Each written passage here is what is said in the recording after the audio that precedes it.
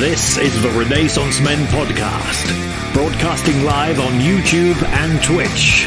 Now please welcome your host, Stuart Garrard.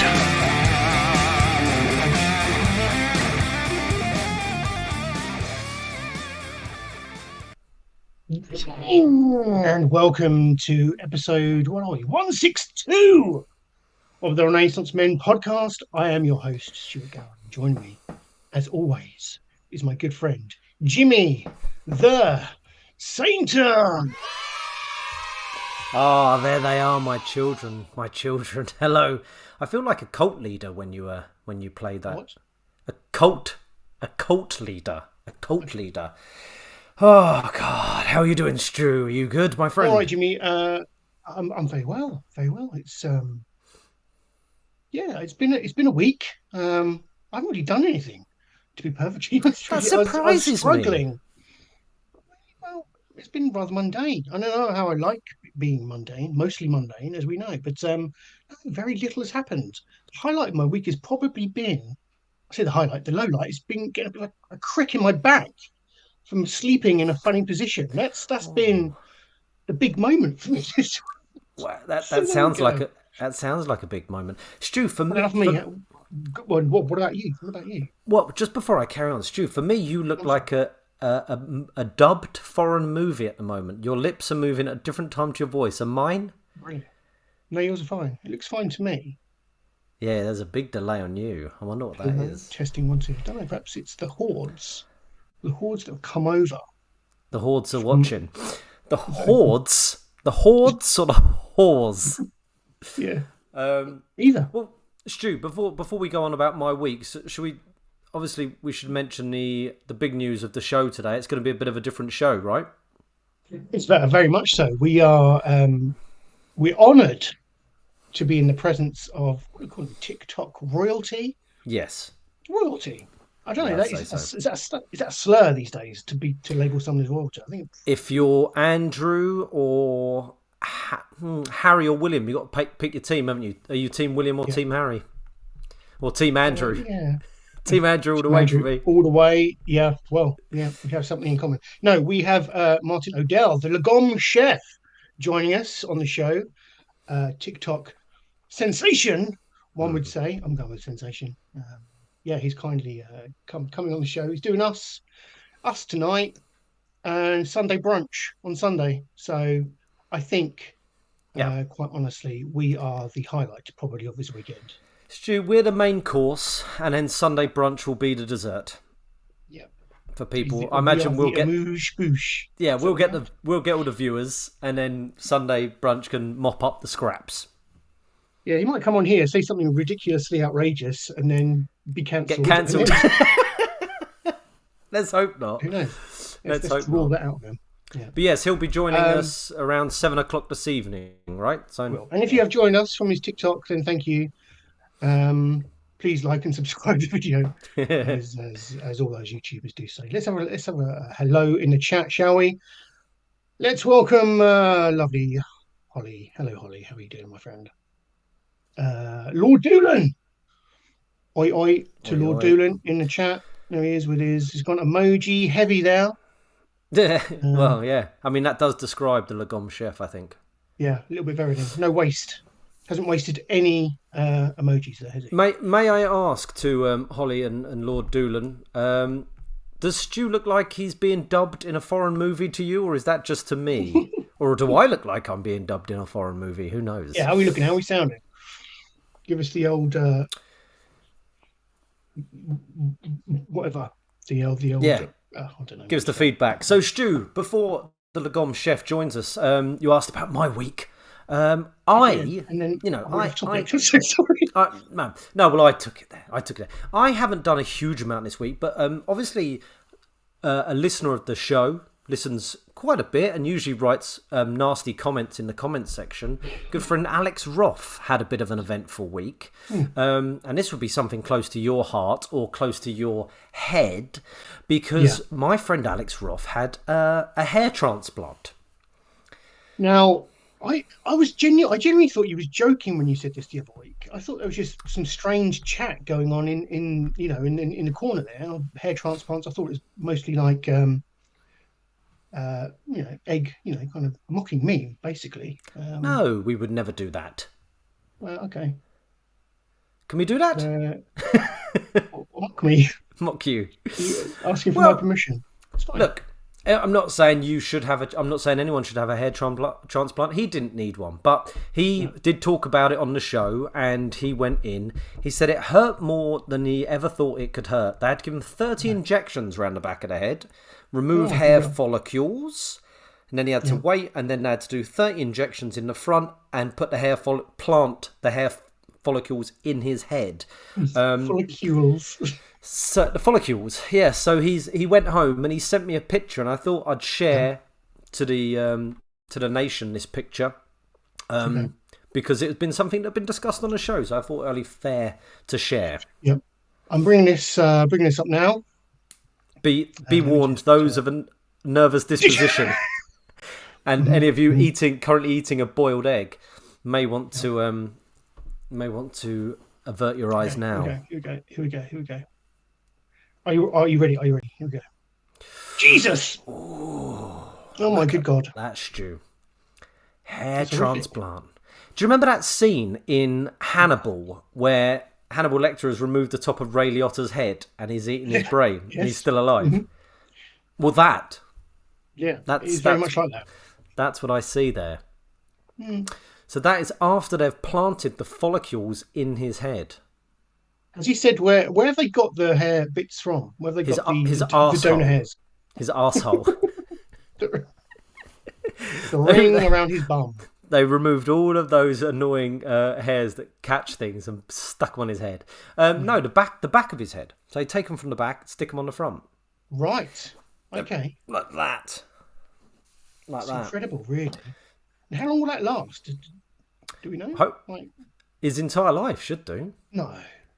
Yeah, they don't. One would hope so, I guess, because that looks horrendous, and you wouldn't want to be doing that every 5 years. But do you know what? The technology is probably so new. The long-term stats have probably not been done on it. But my it grows back, and then they fall out or something, or you shave it, and then it grows again. I said, imagine if it grows back a different colour to what it used to be. That would be fun. Yes. And speak of the devil, and he shall appear. There he is. There he is. There he is. How's your swollen head, Alex? Yeah. How is it? It looks horrendous. Did it hurt? I guess is my main question. I assume there was some kind of local anaesthetic involved, and I don't know. Yes, well, yeah, it was 30 injections. 30 injections. Maybe this should be a new regular spot on the show, Stu. Hair transplant, or send us your medical photographs. Yeah, he's still swollen. I bet he is, dirty bastard. Well, I hope it looks okay. I kind of want to see the after effects. I want to see it like luscious and I don't know, just like voluminous hair. So we have to wait 6 to 12 months for that. So okay. Yeah. So for the people out there, do not worry. We will keep you keep you up to date. So the highlight of your week was living vicariously through your friends. My friend's hair transplant. Okay, Other than that, health is fine. Kids are fine. Got my daughter's birthday party tomorrow. Looking forward to that. And been catching up on some good TV and good films, Stu. Nice. Well, that's what we're here to talk about. Obviously, we're going to speak to Martin when he comes on. We're going to talk. We'll discuss some foodie stuff with him because I think that's what people will want to hear from him. That's his speciality. Did we mention his TikTok tag is the Lagomchef, so you should assume that he is a chef. Well, yeah, I mean, just a little intro to the Lagomchef. He is a man who I've known for a long time. I've probably known him for about 15 to 18 years, something like that. Mm-hmm. And he's been many things, has Martin. Very talented man. He's one of those guys that just does stuff. They just go, I'm going to go out and be a photographer, or That one time I remember him running a marathon on a treadmill because he thought he could, and he did. And he wasn't even in incredible shape at the time. He just did it. Okay. And then he got into ultra marathons and he's an incredible chap. But the Lagomchef, the essence of the Lagomchef is combating food wastage. So when he prepares any meals, he will use every part of the product. So he was on a TV show a little while ago, a Jamie Oliver cookbook show, where he had a cauliflower, and that was what he was using. And he made like a cauliflower steak. He used the leaves and made like bargies, and then I think he made a coleslaw with it as well. So the idea is to eliminate food waste, because huge amounts of food is thrown away every day by just people in this country. The food waste is disgusting. I know it is in my house. The amount of food that we throw away in this house is a disgrace. So are you telling me you don't pick off your kids' plates once they're finished? I try, but I'll be the size of a house because... Well, that's what I do, and I am the size of a house, so I guess, yes. Fair point. I pick off everyone's plate in my house. Everyone, I bring them over, and by the end I'm sat there with... I mean, you know how many kids I've got. I'm surrounded by plates. 100 plates, yes. Like that. Sorry, 101. Need to account for Mrs. T. Saint, of course. I'm like, whatever that looks like. Yeah. I'm a monster at home. But yeah, so that's what he's been trying to promote for a long time. And in the last, I guess, 6 to 12 months, he has really spiked on TikTok, and people really liked his food options that he's doing, the recipes that he does. He's got an infectious personality, and he's a lot of fun. He's a very good guy, and he deserves everything that he gets. And obviously, it'd be great to have him here, and then on Sunday brunch on Sunday. Excellent. Yeah, looking forward to getting him into the room. Before we do that, let us just remind people of how they can support us. Of course, we have, you're here on our YouTube channel, youtube.com/RenaissanceCast. We also have a Twitch channel where we kind of simulcast the show out on the Friday night. Each and every Friday night, we appear here at 18:45 GMT to discuss the latest geeky bollocks, to be honest. That's what we do. You can also follow us on Twitter, twitter.com/RenaissanceCast. So there we go. Also, if you wanna throw some coppers our way, you can head over to Ko-fi.com and buy us a cup of coffee for £3. A figurative cup of coffee. We don't actually get a cup of coffee, but that's there we go. Right, Jimmy. I'm loath to go on. I was just going to say, before we move on, nice comment in the comment section. Happy birthday to a starfish. Not quite sure, from Lord Doolan. It's a flower, not starfish, do you mean? Oh, I see. That's just what I see when I look at it. That's just my mind. And Craig Hatfield. Welcome, Craig. Hello, welcome. sir. Lovely to have you with us. I've just got some sad news, Stu, before you carry on. This is the last of my Advent calendar beers. Oh, that's a shame.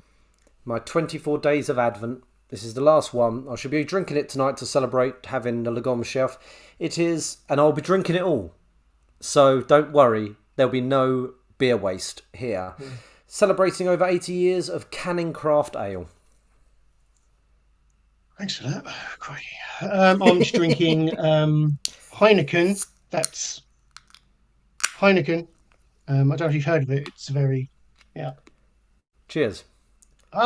We have. Right. Ladies and gentlemen, brace yourself. Let's bring in Martin O'Dell, the Lagomchef, if he's ready. Are we assuming he's ready? Should we bring him in?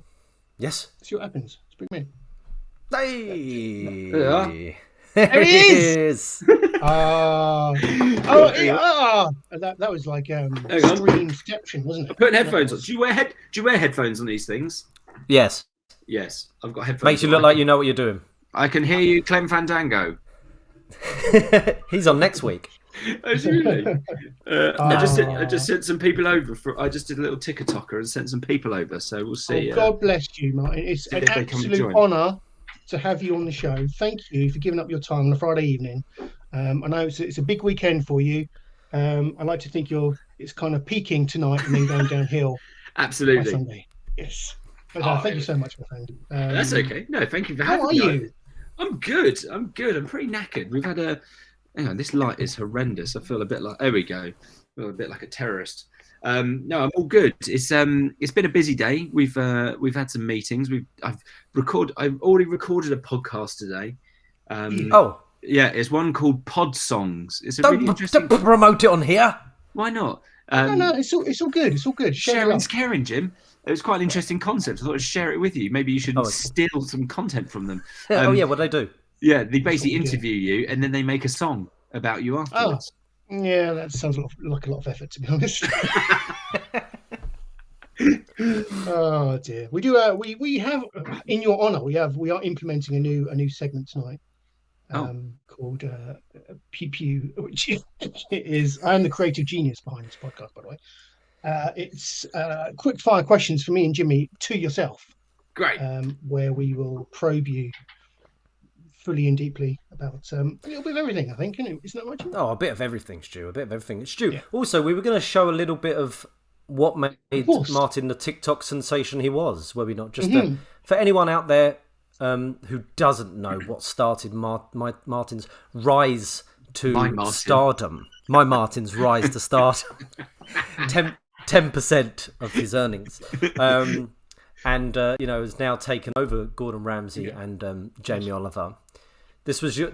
I believe, Martin, is this the one that first sort of people started taking notice of what you were doing? Which is this the ginger one? Yeah. So the ginger one was the one that set things going. So basically, I post my old all my content I was doing on Instagram before. I posted it on there and had very little luck or love. Posted this, I was just like, this is quite a good one. Posted it, didn't turn my phone on for like 3 days, and then I had like 99 plus notifications at the bottom, and I was just like, what the hell is this? And I pressed it, and then like my followers went from like 500 to like 3,500. I was like, something's broken.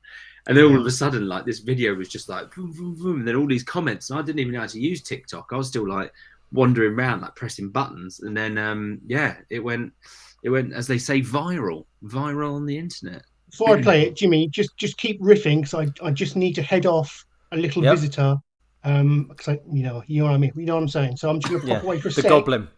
Yeah. So bear with me, Jimmy. You two keep chatting, and I'll be back. We'll do. All right. Cheers. We'll do. Oh, Mark, I don't know what to do when he's not here. He runs the show. Sorry? Did he need a wee-wee? No, not yet. Christ, we've only been on for 18 minutes. No, every episode his son turns up. Oh, right. He's a real fucker. Why don't you just interview him? He's 21, his son. What? He comes is it a replica of Stu? Yeah, but just much bigger. Good. Is that his brother? From the door. I've kind of headed him off. It's all good. No, it's like that. You know that politician when his kid came in and then the nurse crawled in to grab his kid out. It's like that every week. I'm so sorry. So unprofessional. Okay. My God, look at the people in the chat. You won't have this on Sunday brunch. No, you won't. Okay, let's play the video. This was, we're calling this what was your big break, I guess, then, yeah? The moment that you the big hit went into the stratosphere. Yeah. The TikTokosphere. All right, let's play it. Go on the journey together. You ready? I'm ready. When you use the microplane, it gets stuck. It's a little bit stringy, and it kind of all collects. It's a little bit draggled. So apparently, if you put it in the freezer, look, how can I show you? It's like Parmesan cheese, but ginger version. Genuinely changed my life. That's It it. really did change your life, didn't it? I guess. That's amazing. Straight back in the freezer. It's like Mind blown. But the thing it's is, like a caveman discovering fire. it was exactly that. And like I've lived with Jim and I've been a chef for so long, and it was just like one of those things. I was like, why have I never done this? Why have I never done this? I use ginger pretty much every day, and I'm like, why have I never done this? And that's what blew my mind. It was good though. It is an incredible thing. You're right. You've been doing it for a long, long time. You've never done it, and you started freezing other things, chilies, cucumbers, women's heads. You could find everything in your freezer. And, that's eventually why I had to move out. Yeah. But the thing is, like, I say this to everyone, and I mean this in like I not to be patronising, but social media, right? Social is the aspect of having to talk to people and communicate to people. Media is like the video, the shit you put out there. And I said, like, from that video, I never received a comment, and then all of these comments came in, and that's how I built my audience. Because I went, right, I'm going to reply to this. You can reply to it with a video. So I was like, someone said garlic, so I was like, okay, I'll do that. And then it just went on and on and on and on and on. And then that's how, it just went madness. I froze a potato. I've never frozen a potato before. What for? Someone told me to, so I did it. So, you're basically like a food whore. Yeah, they've got full command of your life. Freeze your mobile phone. Yeah, some things I can't remember. It was a couple. I was just like, no, that's just stupid. I'm not going to do that. But I did quite a lot of things. Yeah, it was good. It's incredible how what's happened, and I've got friends where I live now, and I'll say, my old friend Martin, he's the Lagomchef, and they'll go, "What? I watch that guy. He's a mate of yours." My old friend. It's like we're not friends anymore. My old flatmate. I call all my friends I've known for a long time old friends. But yes, it's another friend of ours was walking down a train, and he walked past 3 separate people watching Martin on their phones. That must be surreal, really. It was. I actually was sitting there the other day with Noah, my son, and then someone was on TikTok, and I saw her watching one of my videos. And I was just like standing there going like, "This is weird." Yeah, you could peer over their shoulder. Hello. That's great. Yeah. That's brilliant. Well, there you go. That's Martin, the Lagomchef. I spoke about your food waste ethics, but if obviously some of your followers, a couple of your followers, I think, have come over from TikTok now. If you want to mention what Lagom means. Oh yeah. Well, Lagom's brilliant. Do you know what it means? It's the food waste thing, right? No, Jim. It's a Swedish word. It's a Swedish word. Yeah, that means not food freeze waste. Garlic. So Lagom basically means, it's a Swedish saying that says not too much, not too little, just right. So it's a saying that you can put into anything. Think of IKEA. You have the perfect amount of furniture. If you have too much, you're overcrowded. If you don't have enough, you can't put things away. IKEA is the epitome of Lagom. So with that, I do it with food and creativity, like food waste and creativity. So if you have too much food in your house, you have this conscious thing of going, I've got to use this up. You have stress. You're like, oh my God, it's overwhelming. If you don't have enough food in your house, which I talk about the dry store, so spices, lentils, pulses, tinned things, you can't be creative. But if you meet in the middle and you have this amazing dry store that works, it could be the most simple things like pasta and rice, then you can build a dish by plugging fresh ingredients in. So you have this like perfect middle ground of like creativity, freedom with not having too much, and then. So would you suggest people buy their meat and their herbs on like a daily or bi-daily basis instead of a week's shop of meats and herbs? Yeah, buy it when you need it. We're in the 21st century. You can get anything whenever you want. So the days of like doing one big shop, there's no need for it anymore. Because my life is mental. I can't like guarantee what my week will be like. Like I could plan it and be like, this is fantastic. Buy a load of stuff all based around that. And then the flip of a hat, I could have a job where I have to go away, or Noah's at a nursery, whatever. So then I have this food that I may not need. So it's like I just have a big dry store. My fridge is just full of like weird stuff, like ferments and misos and goodness knows what else. And then we just buy fresh ingredients as and when we need them. That's good. That's the way to do it. I've got a pack of mints in my fridge that's gone grey. What would you recommend I did with that? Sleep on it. Just eat it. Just eat it, man. Yeah, just set up an OnlyFans account and put your toes in it. Martin, you're getting so much love in the chat. Let's kind of highlight some of these love. We go, Michael Fast here from TikTok. Martin is the man. What a great guy. Yes. Okay. Martin is fantastic. I can't stop watching his TikTok. So many amazing ideas for food I'd have never thought of. Yeah. And, I think that's to be an inspiration to people. I think is. Well, I was saying this to Jim. We met for a couple of beers a little while back, and it's like mad that my whole force was all about food waste, and I was the person that would be like, all the statistics, climate change, rah rah rah rah rah. And then I flipped all of my messaging and was like, right, I just want people to get excited about food and be creative, and then from that, people will start creating less waste because they're excited about food and it means something to them all again. And the amount of messages I get, which is so rad, of people just like going, you know what, I fucking hated cooking, but now I really love it, and I'm just absolutely like mad into it, and that's all I want. Even like I got a message from this 75-year-old woman, and she was like, you can't teach an old dog new tricks, and then she was just like, I'm mad into cooking again thanks to you, and I'm like, you're bloody welcome. So, this is what I've been trying to do with heavy drinking on this show for months, trying to get people into the heavy drinking, and I've seen them about, and they do that to me. I'm like, I know what you mean. Just have fun with it, Jim. Then everyone will think it's fun to drink heavy drinks. Mix things. People think you can't mix rum and vodka. What? Got an each eye? Well, Stu, shall we go on to our Pew Pew section, the new section invented just for Martin O'Dell? Let's do that. It's a segment where me and Jimmy have come up with some questions that we're going to quick fire ask Martin. Hopefully we'll be probing him slightly.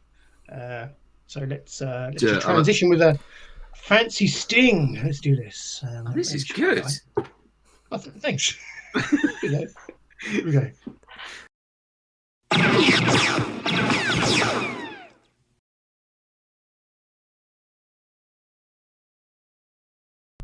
I just got muted. Yeah. Oh, one thing we didn't check before we went live was let me try again. I'm going to try again. What, me? Do it for you? It came up. The pew pew noises came up. Yeah. Pew pew pew pew. There we go. No expense. It was good. Thank you. Cheers, Jimmy. Right. What's this? Support me on Ko-fi. What's that? What am I meant to do? Should I click it? No, no. It's just something that blocks up my face. That strategically placed to block out the weakest member of the team. Very good. No, it's if people want to want to support the show financially, they can go and buy us a coffee, a figurative coffee for £3. Head over to kofi.com/renaissancecast if you do. Oh, there you go. Do it. I'll buy one. Jim doesn't even drink coffee. I do. You do? Love it. Oh, I love it. I'll tell you what, if anyone's got any questions for the Pew Pew section in the comments as well for Martin, please do send them. Quick yes or no or one-word questions would be useful, because at the moment it's just everyone just saying how much they love you, Martin, which is nice, which is really nice, to be honest. Jimmy usually promises to the audience that that all messages do get acknowledged, but it's a bit crazy at the moment. It's too many. Come on, Jim. Usually we only have like 3 messages per per show. Yeah, okay. So, Pew Pew, Jimmy, have you got the questions up as well? Yes, I have. Okay, so we're going to alternate. So it'll be me and then Jimmy. Some of them are a bit, tongue-in-cheek. Perfect. That's me. Good. Okay. Right. The first one is, right. Your plane crashes on Everest. You're the only survivor. The crew look tasty. What part of the human would you eat first, and how will you be preparing the said cut of meat? Yeah, arse cheek for sure. Yeah, because I think it's like a nicely used muscle. It's not going to be like a quad that's going to be really intense. I think there'll be a bit of muscle in there, a bit of soft, and I'll just cut it into nice sort of like bavette steaks and just sort of like fry it. Yeah. That sounds good. I'd probably take a window out and like magnify it onto the bonnet, so I've got a heat patch, and then that'll be me. Maybe this should be a new part of this show. Yeah. How to cook a corpse. Yeah, helping cannibalism, helping cannibals out there. Okay. I've actually thought about that question for quite a while, because there was that plane crash in the Andes, wasn't there? Yes. And there was the film about it. And I was just like, why do they always go for like the knob or something? I was like, straight for the bumhole. Do they always go for the knob? Well, crocodiles do. Yeah, not the rugby team. Right, okay. Maybe there was a crocodile in the Andes. Their mistake was they didn't cook it. They were trying to eat it raw, and they're going, it's gross. You go, cook it. I think there was too much snow. Okay. On this? Right. Say what you want. I was going to say, we've got quite a few people that's watching, on you. so yeah, we better be careful. Yes, because I was on the radio earlier, and I said, it's just bloody brilliant. And then she was like, I'm going to have to apologise just for that. If anyone gets offended by bloody brilliant, I was like, bloody hell. No, we don't censor. It's been known for sea bombs to drop on here. Yeah. Oh, yeah, get it all out before Sunday brunch. Okay, my question. What is the best thing you have ever nicked from work? Are you trying to get me arrested? or the best thing you've ever brought home from work? Because this relates to a story of when you woke me up once when we lived together. Yeah, but I didn't nick that. I bought specifically. Oh, did you buy it? I bought it. You bought that to bring it home to do that to me when you woke me up? Yeah. Stu, have you got the picture? Just for any. Shall we? Let's. not that. Oh, that's the earlier. Sorry, that's not a pig head. No, hold on. That is our friend who had a hair transplant, who we were discussing earlier. Do you remember Alex Martin? No. No, everyone asks that. They do it cheap over there, don't they? No, he did it in. Brentwood, I think. He's in the. He was in the chat earlier. Yeah, hurt like a son of a bitch. Okay, here we go. So just for the people out there, Martin once woke me up like this. I'll change the question. What were you thinking when you woke me up like this? I was so excited. I thought you would have been excited as well. I remember where I was working. I bought it, and the boys were coming over, and we bought some pig to do a roast. And I was like, I want the head, because I thought it'd be a laugh. Because I've been watching. There's actually a cooking knowledge behind this. I've been watching Mind of a Chef. And there was this whole episode that was all about brawn, which is basically a dish that you can make out of pig's head. And I was like, maybe we can do that. And then, it was disgusting, wasn't it? It was pretty good. Piglet kind of looks happy though. I'm picturing there is a smile on his face. It was so weird walking home in London, just like knowing what I'd got in my bag, just a big pig's head. There you go. It was funny, and we were all really hungover as well, so we really struggled, didn't we? Yeah. Just before you go on with your pew-pews, Stu, got some comments in the comments section, some questions. Yeah. These have got to be very quick, Martin. Yeah. Are you naked? Are you naked? Yep. What, me? I guess. No, I wish. No, let's go with it. What would you miss the most if you ever lost your sense of smell or taste? Oh, smokiness, smoky flavours. I love the smell. Like when Cigarettes. I opened up the pot of Cornish smoked sea salt, it's the smell that I love. Smoky things. Some Billy Joe Band, by the way. Sorry, I didn't say your name. What else was there? There's a question. Can you recommend a good knife, chef's knife? So I get this a lot. All-purpose chef's knife. It's so hard. It's so hard to answer it. It's like, what's your budget? Is the first one.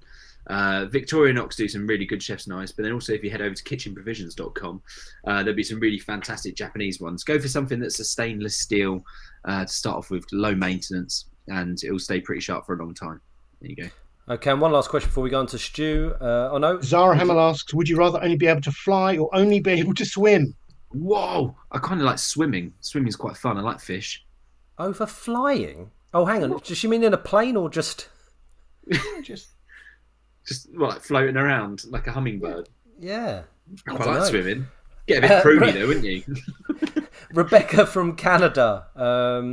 Stu, can you bring that one? Have you ever tried to make a tortilla? Tortilla, especially from... I have to pass. I wouldn't have a clue what that is. No, is the answer. Lagom. Okay, and Zara just finished up with like a bird or a fish. Some clarification there from Zara. I'll go bird if you're interested, Zara. No one's here to hear what you think to me. Whatever. Got it, Stu, your pew. Okay, right.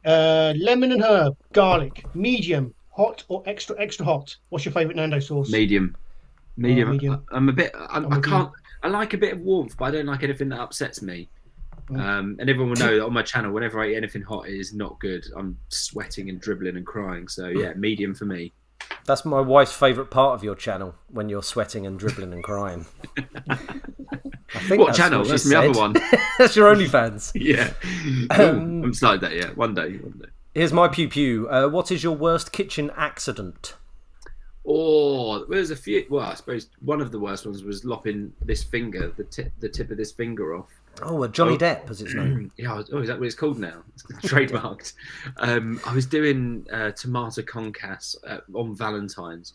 It's where you basically peel a tomato, take the petals off, lose the middle bit, and then you just dice it into thing. And I had a pile like this big, and I was like rattling through. I was like, yeah. So it went vunk, and I went, oh. Turned around, looked at my head chef, and I was like, and she's like, you knob. So it was like, yeah, all of that tomato had to go in the bin. Food waste, Don't cut yourself next to tomatoes. Good tip. Yeah. Bloody good tip. Bloody good tip, that. Bacon Tasties versus onion rings. Which is the tastier maize-based snack? Bacon. Bacon Tasties, yeah. Bacon Tasties. Very salty. Fake bacon, isn't it? Delicious. Yeah. Yeah. What was we eating the other day? We was in the pub that we was talking about these things. Scampi fries? Scampi fries. Oh. And there's that brilliant advert that we watched, and we were like, it's a good advert. You can discuss that on this show if you want to. Oh, we can. It is really good, though, isn't it? Is it It's a really real clever. advert? It is. It got banned. Have you seen adverts, Stu? So it's basically, Do you want to? Shall I do it so you don't ruin your career, Mark? I don't mind. Okay, go on then. I don't mind ruining. Go on then. Well, you can't do it on Sunday brunch. Yeah, Get it all out.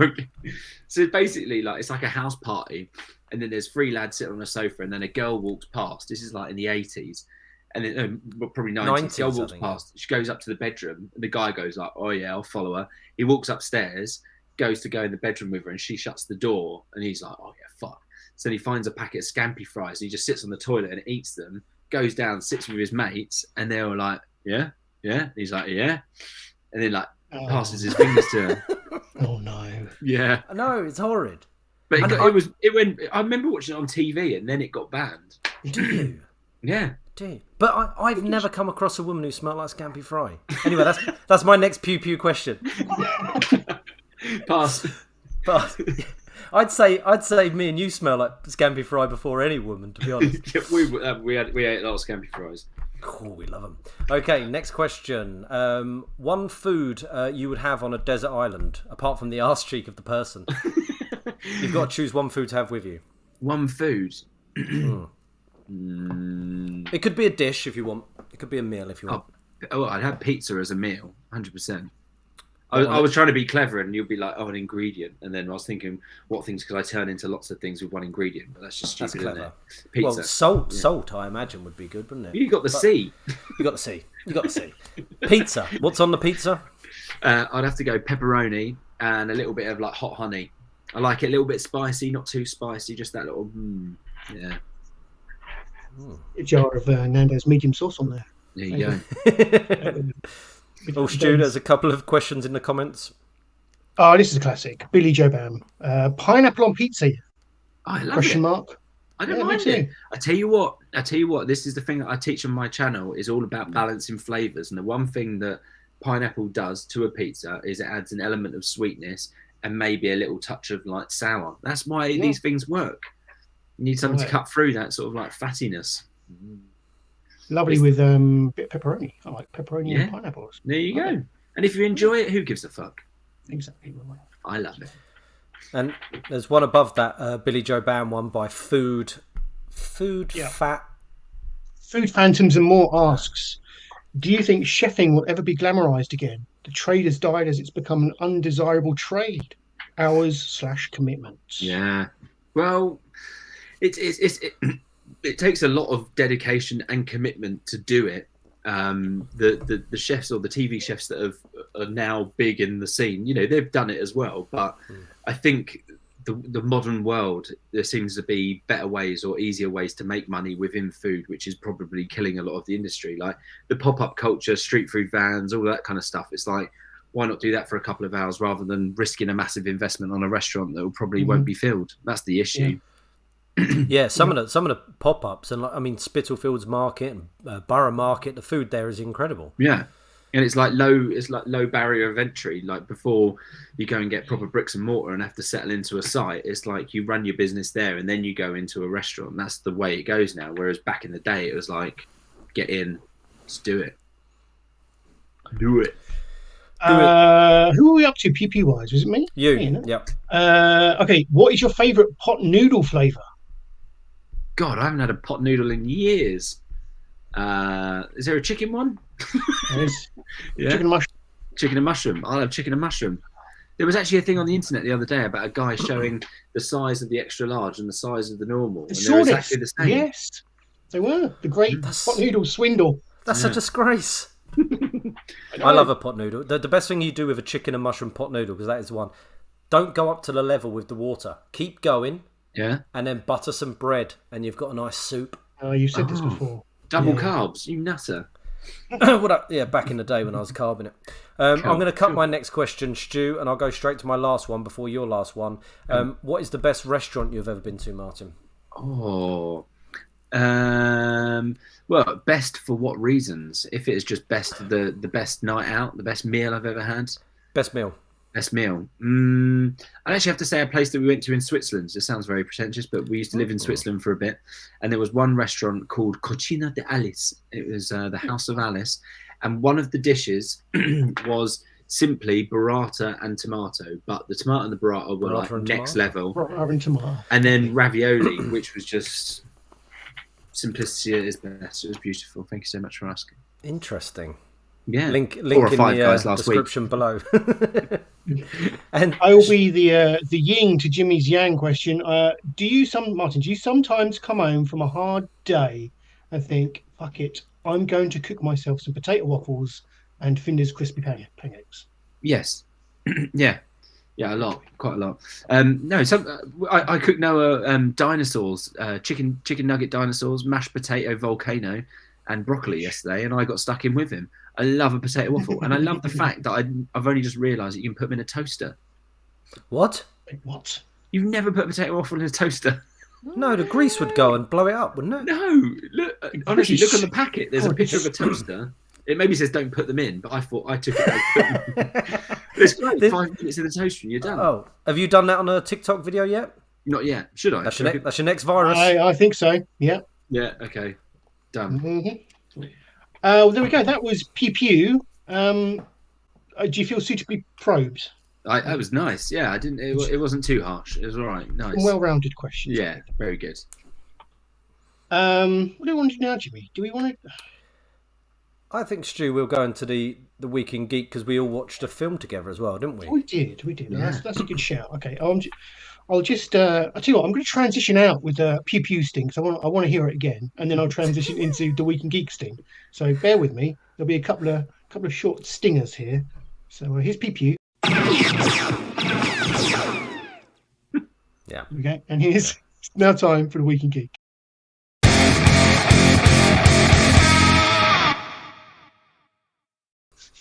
Welcome to the Week in Geek, where we discuss what we've been watching, playing, or just doing this week. Some news items. You know, we tend to verge on the geekier side of life. I thought it'd be great to, we'll discuss some foodie stuff with Martin, but I think we want to get to know him, get to know the geek inside you, Martin. Okay. See what kind of stuff you like. Now, we all agreed between us to watch this next film that we're going to discuss, and that being The Menu, which is just come out on Disney Plus, I think, a couple of weeks ago, a week ago, I don't know, fairly recently, wasn't it? So we are going to be discussing that and kind of just throwing around some of our opinions on the film. Where do we want to start? Do we want to kind of just summarise some of the plot? Yeah, can you help me out with the film? Can I give a bit of context to this? Basically, me and Jim watched Game of Thrones, and I did not have a clue what was going on. So after the end of every episode, I was like, Jim, who was the big man that just ruined Khaleesi? And he's like, oh, that's I was like, right, what does he do? So with me in films, I'm awful. Like I said to message Jim today, I was like, I got so lost and confused. When a film doesn't explain to me what happened, I get very lost. Well, yeah, it was a film, wasn't it? It was a highly recommended film. The Menu. I don't know who wrote it or directed it. To be honest, that's terrible. I didn't look that let me get you. Why don't you bring up the details so we look like we know what we're talking about? But it starred Rafe Fiennes. Sorry, people will know him as Lord Voldemort in the Harry Potter movies, as a chef who ran a very exclusive restaurant on an island. and he had invited specific people to come to his restaurant, and they had to pay a lot of money for that privilege.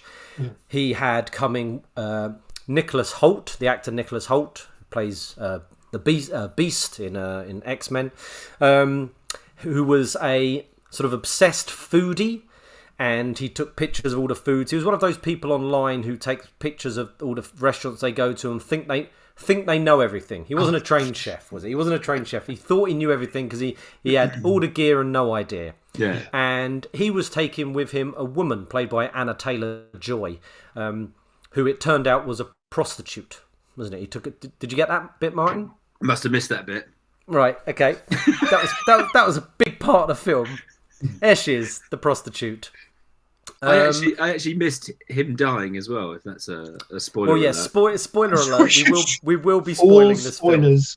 film. Yeah. Lots of spoilers. Well, you spoiled it that you said she's a prostitute. I didn't even know that, and I watched the film. Well, I knew it in the first 3 minutes because she said, "I'm coming with you to this restaurant," and he said, and he was a bit nasty, and he went, "I'll speak to whoever I want." And she goes, "Well, it's your money, it's your dime," I think she said. So I thought, I didn't catch her. I say that to Janine all the time. Yeah, but that's your prostitute friend, right? So there he is, look, Ray Fiennes. Playing a sort of Gordon Ramsay sort of character, isn't he? Crossed with Lord Voldemort. And there's a food critic has been invited to the restaurant. There is a man and a woman who go to the restaurant. Have been there about 11 times, who are just very boring. And then there's some traders. Yeah. 3 traders like Wide Boys, City Wide Boys. Who is Romeo and Juliet guy? The actor. So that is John Leguizamo, him. Yeah, he was cool. Yeah. I like him. He was an old actor, sort of Johnny Depp sort of character, wasn't he? Yeah. With his personal assistant. And they've all been invited. They've gone to this restaurant and they're going to have to pay a lot of money, but it's very exclusive. And I hadn't watched the trailer, so I was very excited. Because once it gets going, they eat these first sort of very pretentious meals, and they're like, this is wonderful. And then it takes a very weird turn, spoiler alert, when one of the chefs, the sous chefs, comes out, and he gets introduced, and he says he's good chef, but he's not brilliant. And he they put a curtain up, and he puts a gun in his mouth and blows his brains out. And people in the restaurant don't know if it's a part of the theatre performance or whether it's real, and it evolves from there. I thought it was a lovely sort of knock on not the food industry, but the people, the foodies, who go to restaurants and think that they know everything, and the people online who show I'm to blame. I take pictures of everything I eat. I thought it was funny because it's like, he was like saying about chefs do the work and learn the trade and they know what they're talking about. But then there's people like that food critic guy who isn't a chef but knows everything on paper but could probably never execute any of it. It was quite funny, that kind of like conversation where he was like asking about like the machine he had in the kitchen, and he was just like, "Go take your seat. Just shut up. Leave me alone." So he's like an online food critic, and then there was a food critic there who's closed down a few restaurants, hadn't she? The blonde woman. Yeah, and there was the wonderful bit where she thought her consommé was split. Yeah. And they kept bringing her larger bowls of the split consommé. I found it hilarious. I thought it was brilliant. I'll just put it out. I thought it was not what I was expecting. It definitely wasn't what I was thinking. But could you explain it to me? Why they all like what was it about? Well, here's the thing. Succinctly, I don't think that it was that clear why he was going to kill them all. I knew the motivations for killing them, because he says she's closed down restaurants. The actor was in a film that he had one Sunday off, didn't he? He works every day and every night, and he had one Sunday to himself, and he watched a film that actor was in, and it was absolutely awful. So now he just looking at his face just reminds him of that brief moment he didn't have to work. He stole it from him. That actor stole it from him by making him watch that awful film. So he just killed them all because of those reasons, and it was simple as that. Yeah. Exactly. It also felt like it was saying something about, how you food and I guess maybe art in general is just so all encompassing of a person, of an artist, that you kind of lose a bit yourself in that. You have to like fully give your life over to it, and maybe Voldemort kind of lost his way, lost himself, and he wanted to reclaim a bit of that by, I don't know. But I think with that kind of cuisine as well, that's the thing where like the top chefs probably do go a bit mental, because it's like you've created a masterpiece and then they expect more from you. You've always got to be revolving. You've always got to be like churning something new out. Otherwise you'll just be like doing, there are some establishments that do, there's an amazing YouTube channel called Eater, and they go to this establishment in Vegas that was like been there since the early days. And they've done the same thing, the same way that whole time. And people come back for that perfection and that expectation. But then there's also the other side of it that's like, do people want to keep coming back for the same thing? How do you bring the old customers back? But it's that constant pressure to bring something new to the table. And I think that like you could probably deep dive into it about that very thing, Martin. I think you're right that he had reached sort of perfection. There was nowhere else he could go, and this was the end of it. He was just going to take these people out who had driven him to this point. Yeah, revenge film, isn't it? Yeah.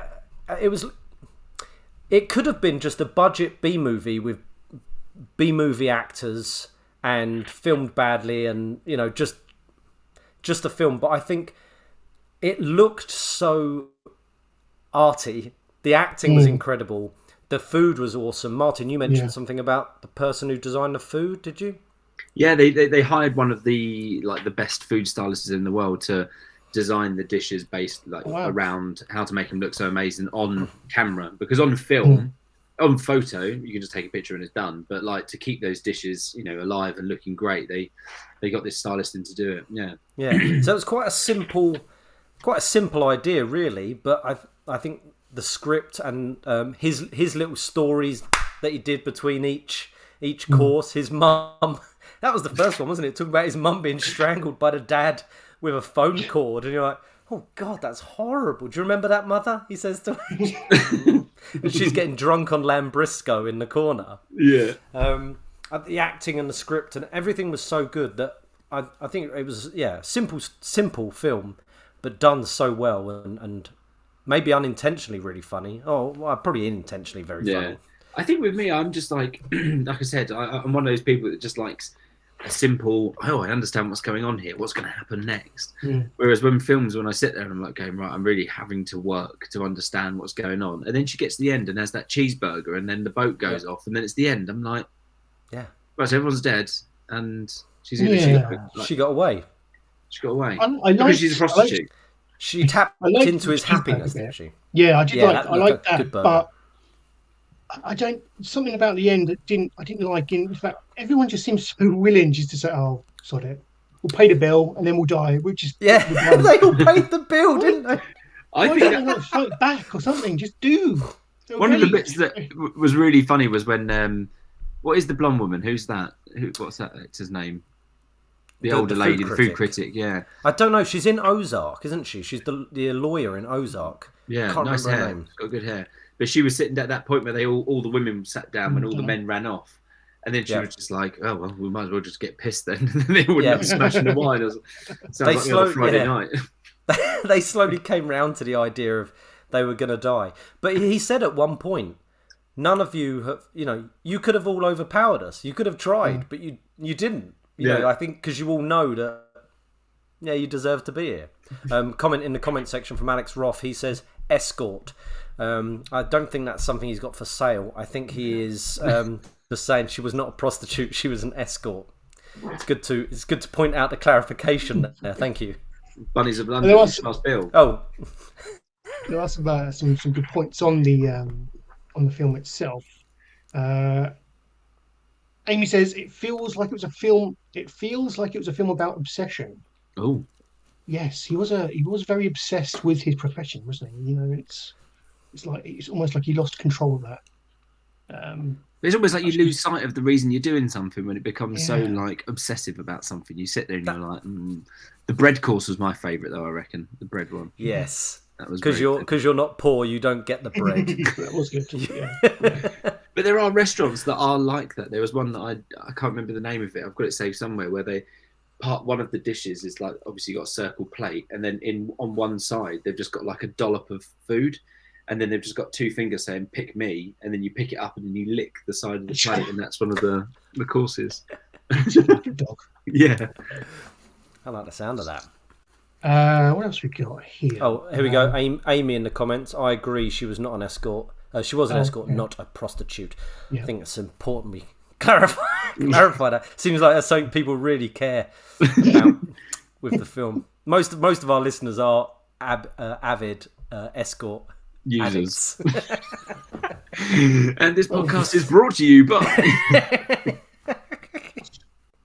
Food Phantoms and More says, I think it would have been better if it was about the production of top-class food, the struggles of chefing, customers, reviews, etc. It all went a bit bizarre. There is a film like that. Yeah, Boiling Point, right? Boiling Point is on point. It is like working in kitchens when you have all of those characters. That's what was like. I watched it with a chef friend, and it was just like you have the kitchen porter who is like a black guy. Everyone has a black kitchen porter for whatever reason, and then you got the Hispanic like pot wash, and then you've got this person and that, and it was just everything was just like you worked in a hotel, and it was like that. It was just mad. Really? Yeah, really, And really mad. This was Boiling Point with Stephen Graham, wasn't it? Was this the one take wonder? Is it done in one take or just filmed so it looks like it's done in one take? No, I watched the thing about this actually. They did 3 takes. So you do know about films. You didn't think you were going to know about films, but look at you. So I've done my research. Just reading my scripts. Sorry, Mike, Karen, you watched something about it. Sorry, you cut out. Can you say that again? So there was a guy who, the director, I think, they filmed 3 takes of it. And there was one, I can't remember what bit it was, but there was one bit where some sort of like actors crossed paths and the cameras had to pan around, and that was the only point they had to like fudge it because there was like a focus pull or something that didn't work. But it was all one take. Yeah, pretty amazing. Yeah. Further clarification in the chat. I think they like to be called Ladies of the Night. Any advance on that, chat? This is a new regular section. We put up a picture of a lady of the night, and people tell us if she's a prostitute, lady of the night, or whore. Yeah, that's very good. Alan in the chat says Harry Potter and the Kitchen of Death. That was a good title for the menu, isn't it? Stu, did you enjoy the film? I really liked it. I do have issues with the ending, like I say, about how people were just so easy to willing to give themselves over. But yeah, I really enjoyed it. I thought it's I think someone mentioned in the chat, cinematography was lovely. The food looked tremendous. Acting was so good. Yeah, really enjoyed it, and I would recommend it. And that cheeseburger at the end, I was did look good. That did look good. Yeah, I think if you're a bit like marveled out, Star Wars'd out, you've had enough. You've had enough of the big budget superhero whatever movies, and you want something that's quite. That's entertaining and well acted and good script, and you do have to pay attention. You're right, Martin. You do have to watch, otherwise you'll miss bits. I said to Janine, I was like, "How did he die?" And she was like, "Oh, he hung himself." And I was like, "When?" She was like, "Yep." Yeah, you have to pay attention.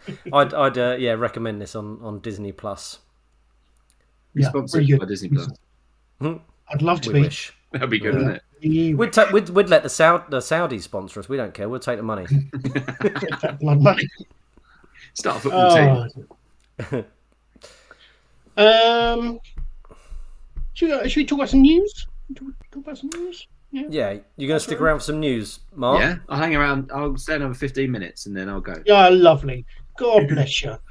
Let's start with the big news. Lee Mead has got a hair transplant. Is that big news? I suppose we've been going on about hair transplants. Is that the guy from Blue? A lot. Yeah. No, it's the guy who won the Joseph. Was it the Joseph one he won? The TV show, and he got with Denise Van Outen. Ooh, nice. Joseph in his Technicolor Dreamcoat. He won that competition. Then he went on to be in Hollyoaks. Did he? Stu, is this really the news we're discussing? He did well. It is. And I've got issues because he's got plenty of hair there. Why did he need It's a the transplant? receder, isn't it? Pull that hair back. I bet his forehead Do goes you back to reckon? his scalp. Yeah, Yeah. all of that hair is right back here. Right back there. Why am I not doing this? I mean, that hides it so well. I've got a But friend anyway, he who's got has. one of those haircuts, the stick-on things. Wow. It's pretty. Wow, look at him. Are He's we actually having going to see it? Yeah, let's watch it. Well, I don't know what they're doing. They're blow drying his Cloud. skin. Cloud stew. That one. Well, We just watched a bald man get his hair blow dry. Yeah. Yeah. Well, What the I hell don't is get that? it. I don't understand what's going on there. But he's had a hair transplant. Hair today, gone tomorrow. I was gone to Classic Istanbul. compliment. for it. Nice. So he went to Istanbul to get it done. There you Cheapskate. go. Probably got his teeth done at the same time. Yes. He looks happy though, doesn't he? Weird shaped head. As an aside, our boiler was on the blink this week, and we got the plumber in to have a look at it. And the first thing he did was say, "I'm so sorry. I've been to Turkey to have my teeth done," and he just went. He's like, But they look good. "They did. They look amazing, but it's not the first thing I want to." No. Don't He's want proud the of himself, conversation- isn't he? Yeah, but it goes to show how Well, much money plumbers earn these days. I know, mate. Yeah. Any exactly. advice to anyone looking for an occupation out there? Plumbers, electricians, bricklayers. Not Get enough yourself kids a want to be trade. it. They all want to be. Let's go. Everyone wants to be a TikTok star, but you can't all be Martin O'Dell. No. So get that trail in your hand, or a plunger, or a cock. Cheeseburger. Yeah. I think we'd agree. We kind of kicked off with the big story of the week, which was Liam Lee getting his hair transplant. Yeah. More strange news. Nicholas Lyndhurst is going to be in Frasier sequel series. I'm so excited about this, Martin. You know how much of a Frasier fan I am. I know. I don't think I've ever watched one. So You must. When we lived together for a good year and a half, 2 years. yeah, 2 years. But You your must have bedroom door walked was in on normally me. locked. Yeah. Yeah, because I was watching Frasier. Is that what you call it? I knew you wouldn't like it. It's me. You remember Frasier though. You know what Frasier is, right, Mark? The Yeah. sitcom. Yeah. You know Nicholas Lyndhurst is? No. Show me a Rodney picture. from Only Fools and Horses. Wow, is that who it is? Yeah, Are so you joking? Frasier is coming back. They're doing a new show of Frasier. They did 11 seasons. He's now in a different city. It's coming back, and Nicholas Lyndhurst has been cast as an old friend of his from school, and is a major part in it. They were in a play together in London, and they fell in love apparently in real life. Oh, not right. not as a couple, but a bit of bromance. And now Rodney is going to be in Frasier. I'm very excited. That's how we fell in love, Jim. In a play. In a play together. together. Yep. In For anyone real out there who's interested, me and Martin met doing a Wrestling. no, it's the Romeo Romeo. and Juliet Yeah, where we yeah. met. Martin was Oh, there Romeo. we go. Start. You was Juliet. Juliet.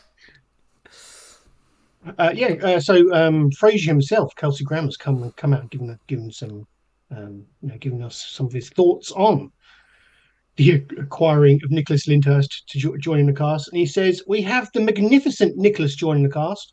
Oh, we met doing Man of La Mancha about 3 years ago at the London Coliseum and fell in love. I adore him. He's one of the funniest people I've ever worked with. And he added that Nicholas is a very, very gifted man. Very, very I agree. gifted. I'm excited for that. Many people are scared because it does sound like a weird combination of Only Fools and Horses meeting Frasier. Sounds like something you'd see on Comic Relief or Children in Need or something. But I think it's going to be good. I think it's going to be special. I've got high hopes. Discussing New York, Kelsey said that Nicholas will be playing an old friend of Frasier's. He said it's a relationship that the fans haven't really seen on the show before. Yeah, there we go. Frasier, you plonker. There they are. There they are. I mean, they look like they belong together, don't they? They all look like they've been photoshopped. It's like a game of Cluedo. Frasier looks like my plumber. There's a comment in the comment section from Alex Roth. Good on him about your plumber. Food Phantom says plumber. I think they're called porn stars. So Okay. we've got two conversations going haywire there. No. And then Amy says if he earned that much money, he would pay for his teeth to have it done in this country. That's a fair point. Oh, Look at Amy. Alan says they better have the same theme tune. Now, Oh. which is the better theme tune? Frasier or Fools and Horses? Do you want a combination? I was going to try and sing it, but I don't think I can. No, please don't. Well, I'm going to do it now because you've said don't. I can't do it. I was going to try and do the Frasier words to the Only Fools music. Can't be done. It can't be It done. was your big moment, and you cracked. And I ruined it. I shit myself. Instead, I opened up a beer. Shit the bed. Where's your arsehole? Well, there you go. That's big news, Stu, I think. I think that's exciting news, and I think everyone's looking forward to that. Alex Ross said, sounds awful. So everyone apart from Alex Ross. And me. And mine's not looking forward to it. I honestly, I don't think I really watch TV. All we ever end up watching is what Noah wants to watch, which is like Blaze and the Monster Machines and Bluey. Yeah. I was going to say Blazing Saddles. Brokeback Mountain, big fan. anything controversial with cowboys he likes. Yeah. Well, with Frasier, you do have to pay attention. And I think your TikTok videos show your attention span, don't they? But that's brilliant. That's perfect for the world that we're in now, because I'm even there now. Like, you want it, let's go, let's do this.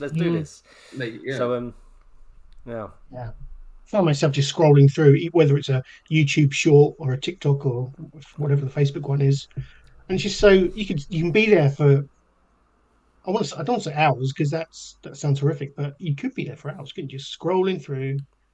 Well, they call it doom scrolling, don't they? Do they? Doom scrolling. It has to catch you though. Like sometimes it has the robot voice going, "This woman didn't know what to expect when this dog crossed the road." You're like, I don't need this. But when you get Martin going, "I can't believe this has happened. Look at this ginger I've had it up my arse all day." Some guy commented the other day and he said, "Mate, I think you'll get more views if you didn't do that stupid thing you do at the beginning." And I was just like, "Oh, that's the best bit." Exactly. I was like, this is one person's opinion. And I was like, yeah, I'm not going to change my content. Do you find it hard? I don't know. You've got to be thick-skinned, haven't you? I think if you're as big as you are, Martin, is it quite disheartening when you get a? I love it. Okay. You thrive on it. I honestly, like, if I was doing content that was meant to get like abuse or was kind of like, was open to it, I'd be like, fine. But my stuff is like, I'm trying to help people. I'm having a laugh. I'm not being like out of order. There's nothing really negative to be about it. Like, the only negative stuff you get is if you don't follow something traditionally, and then people are like, "Oh God, why'd you put garlic in this? You melt." And I'm like, "Oh, because really? I like garlic." Yeah. You melt? Who even uses the word melt anyway? I don't know. I know, right? Yeah. You melt. Oh, God. Yeah. But no, I'm all right with it. I mean, they are just typing buttons at the end of the day. They're not really giving me abuse. They're just calling me an idiot. Yeah. I mean, from what I've seen, there's a lot of positivity in your comments, if nothing else. It's mostly love. It's mostly love. Yeah, definitely. And I think that probably outweighs any like 2 or 3 negative comments you would get. Yeah. You're still in the hero stage. You haven't crossed over the border to like Jamie Oliver stage yet, where loads of people love him, but loads of people hate him. Yeah, I love Jamie Oliver. What, the same fucking dish again? You were so better when you were skinny. Was that the comment that you wrote? Yeah. Why didn't you pick my book? Yeah. Oh yeah, Stu. Martin was on a game show hosted by Jamie Oliver. A game show. That sounds horrendous.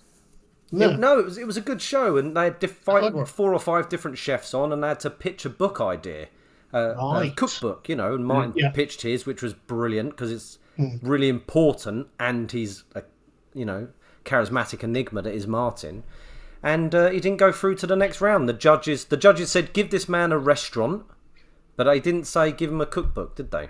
No, they basically said they couldn't condense me into a book, which was fair enough. I was like, that's good feedback. And they also said, you're not commercial enough. Oh, what? Yeah, exactly. Let's not talk about it too much, so I get upset. I don't even know what that means. Well, the idea wasn't commercial enough, so it wasn't like the person who won did like Indonesian cuisines, but it was like all made for like, instead of having loads of different ingredients, it was like, here's how you do 20 Indonesian meals with X amount of ingredients, like Jamie's stuff. 1 pan, 5 ingredients. Yeah. Bit of dribble, lisp.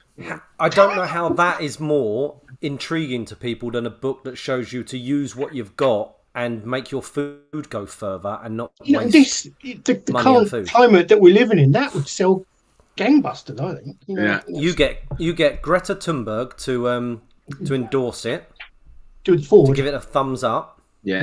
and you'd be away. Yeah. Dorian wants to know, will you be wearing your PJs on TV this Sunday? They're not my fucking... Look. Be careful, Mark. They're my trousers. Everyone takes the mickey out of my trousers. And they're all like, they're your pyjamas. I'm like, they're not my pyjamas. They're my genuine trousers. I've always been a bit of an eccentric dresser, Jim, haven't I? Yes, you have. So, yeah, I definitely Part will of what be. makes you special. And Janine said, what are you going to be wearing on Sunday? And I was just like, what I'm wearing now, probably, because this is just how I dress every day. Yeah, get naked. Imagine that. People usually dress up on Sunday brunch, so it'll make a nice... They're usually in shirts and chinos, like so it'll be nice to watch you... You'll get into makeup and they'll dress you up. Yeah, they said, do you want makeup? I was like, yes. Whenever do I get a chance All to the wear makeup. Cheryl Hole is on it, who's like a drag queen. So I'll be like, can I just... What, on the show? Yeah.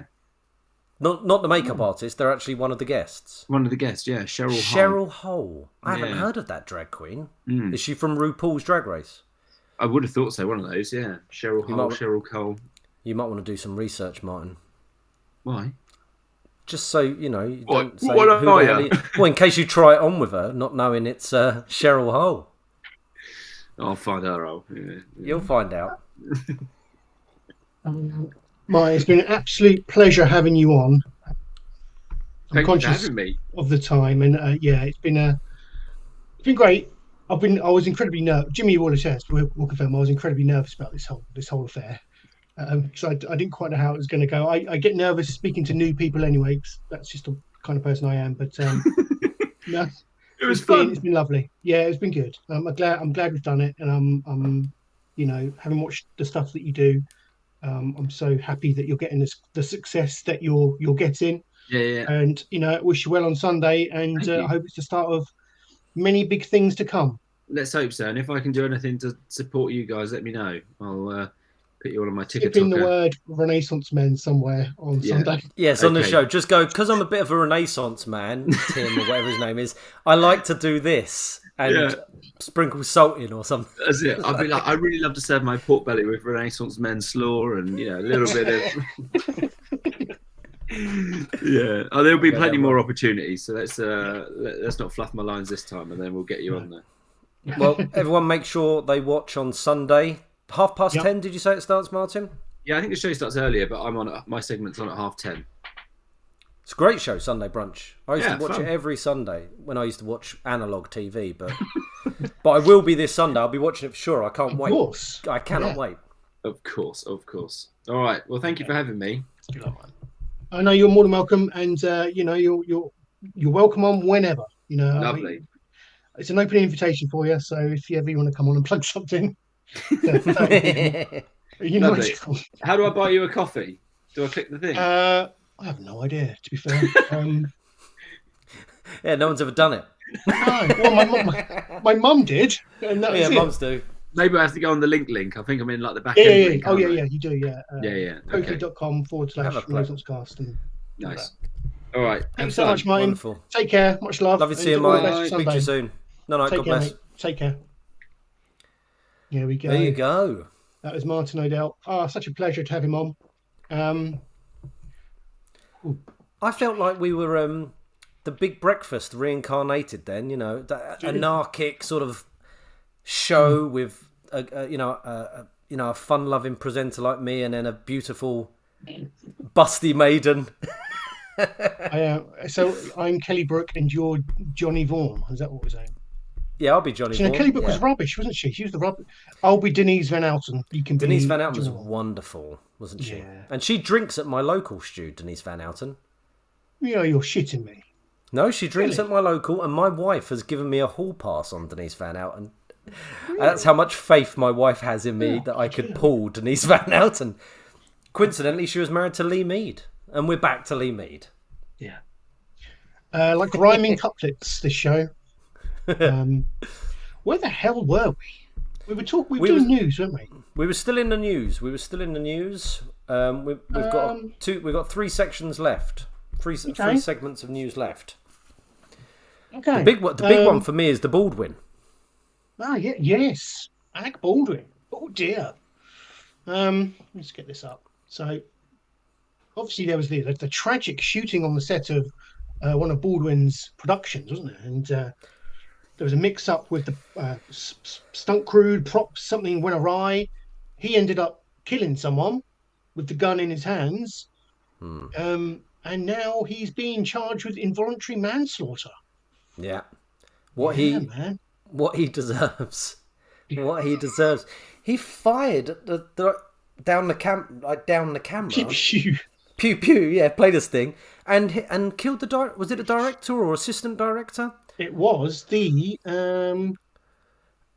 fatally wounded crew member Helena Hutchins. So it doesn't special. I think she was I think she was the AD. Yeah. He killed one person and injured another. I don't know if he fired twice because he didn't think he got him the first time round. But he's been done for. He put a tweet out recently. I think about a month ago or something, saying, "A year ago today, I killed someone." And other celebrities were going, "No way!" Yeah. And other celebrities were going, "I feel for you. I feel for you." Didn't mention the lady he killed or her family or any of his sorrow for it. He just went. It was like a brag. A year ago today, I killed someone. Tragic. But there's a couple of people who have been done for involuntary manslaughter, haven't there? Because it's not just him who's on trial. There's also, I think, the stunt coordinator or the producer. Not his fault. Yeah. Well, Alex has shot many people at work in his job as a. He works on those fairground round shooting coconuts. A couple of people have been have got involuntary manslaughter. Someone else has got negligence because it was a bullet, right? I don't think it was shrapnel in the gun or anything. I think it was a live gun. And he shot someone. That's all right. I'm pretty sure there was a bullet in the gun, and that's what. Yeah. I mean, why was there a bullet in the gun for starters? Billy Joe Bam comment there. Oh my God, did he know Brandon Lee? Well, yeah, that's what happened with Brandon Lee, and there's supposed to be a lot more regulation on the set because of this. Do you blame the person who pulled the trigger, or do you blame the person who put the incorrect bullet in the gun? Well, he's also claiming that I think he's claiming that he cocked it and was going, "Can you see this? Can you see this on camera?" So he pulled the thumb bit back and let go, and it pinged and bullet came out. But I watched a person on YouTube breaking it down and said, "Look, when you click it back, it stays. Okay. And the first one doesn't fire, and you've got to pull it back completely and shoot." So it's a bit weird. And when he's talking about it in his interview, Alec Baldwin, which he shouldn't have done, he's like, "I was holding the gun." He's like, "I was holding the gun like that, and it looks like he's holding the gun with his finger on the trigger." Yeah. And everyone knows if you're holding a loaded gun, you don't hold your finger on the trigger. Did he know it was Did he know it had live rounds? I guess that's the issue. If I was Alec Baldwin, I'd feel a bit hard done by that I was getting charged with this, because I would, because it wasn't my responsibility. We're assuming it wasn't his responsibility to make sure there wasn't live rounds in that gun. I think it's his film, though. I think he's the producer of the film. Right, it's his film. That's probably a different matter, isn't it? In which case, take him down. I think he's if he had some kind of if he was in charge of an area that did that, then fair game, I say. And it's involuntary manslaughter. That's what I mean. The trial's still going on. He's being charged with that. That's not the end of it. It's not whether he's been found guilty or not. I think it's just that's what he's being charged with, involuntary manslaughter, which is where you've killed someone, but it was an accident. There was nothing you could do. It's not your fault. It's not like you were drink driving. That's just manslaughter. It's not involuntary manslaughter. I guess it would be like if a car ploughed into you, which sent you off the ravine, and you landed on someone. That's involuntary manslaughter. So that's what he's got. I think that's what he's got to prove he did. But it's the next Johnny Depp Amber Heard trial. God, I hope it's live. If it's live, I'll be watching it. And our film reactions. And reporting on it. Yeah, reporting on it live on the show each week. Oh, yeah. I'll be reacting. Don't you worry about that. Some good news. I think this is good news. Jeremy Renner is home, recuperating at home after his snowplow crush, which left him in a critical condition. That sounded like he was in love with a snowplow. He did, didn't it? His snowplow crush. An unnatural relationship with a snowplow. That was very tragic, wasn't it? Because he ran himself over with a snowplow. He was out helping the neighbours, and he run himself over with this thing. I guess it kept turning as he was there and caught him and dragged him in. He was in a bad way. Like, I'm amazed he's home already because he was in critical condition, wasn't he? Yeah. I assume he lost a lot of blood. I think that's. I guess that was the worst of it. I don't know. I mean, he probably broke both legs and. Oh, I don't know. Let's not speculate. But he was in a bad way, and the picture had fairly bruised, filled face. But he is. I believe the story says he is now at home. Yes. Yeah. I don't know if there is. And that's lovely because Renner always comes across as very genuine and nice in his interviews. I always liked the fact that he would take the piss out of himself being the only Avenger with no powers. Apart from Black Widow, obviously. But he'd go on. He even sang a song on one of the late night shows, didn't he? Played piano, sang a song how he's got no powers and he's just like the third wheel of or the fifth wheel of the Avengers. Just a common man. Yeah, it seems like a great guy, Jeremy Renner. Brilliant actor as well. So some good news. Hopefully he'll be he's on the mend and he can kind of make a quick recovery, or and get back to making, get back to work. Yeah, so we've got some Marvel stuff to talk about. Yes, please. I want to talk about The Last of Us. I forgot I'd watched this. Have you watched this? No. Did it come out? It did. Yes, out. First episode was out on last Monday morning / Sunday evening. Kind of 2 o'clock on Monday morning. So The Last of Us. This is the TV adaptation of the film The Last of Us, starring Pedro Pascal. Yes. The game. Yes. Yeah. Forgive. TV adaptation of the PlayStation video game The Last of Us, starring Pedro Pascal and what's the young girl's name? Forgive me. Let me get up the IMDb. We watched the trailer together. It looked great. Bella Ramsey. Scary. It looked scary, so I was out on that. The first episode, there wasn't much horror in it, in the sense that, there wasn't many zombies, really. The scenario was horrific in that, you kind of seen the descent of civilization into like this apocalyptic state with this this virus that stems from fungi. It's this concept that actually exists in nature, that certain spores from fungus, whatever, can affect animals to then make them, kill other of their own kind. So they've extended that theory out to be, well, what if a human got infected with this same fungus and then, kind of turned into zombies and started going for each other. So that's the concept behind it. Quite scary because it is based in some kind of natural law. No, natural kind of theory. It could happen, I think. Right. Could it? Well, probably not. Is this breaking news? Breaking news. It happens in ants. The Renaissance man says this happens. Oh, what? They eat fungus and they start eating each other?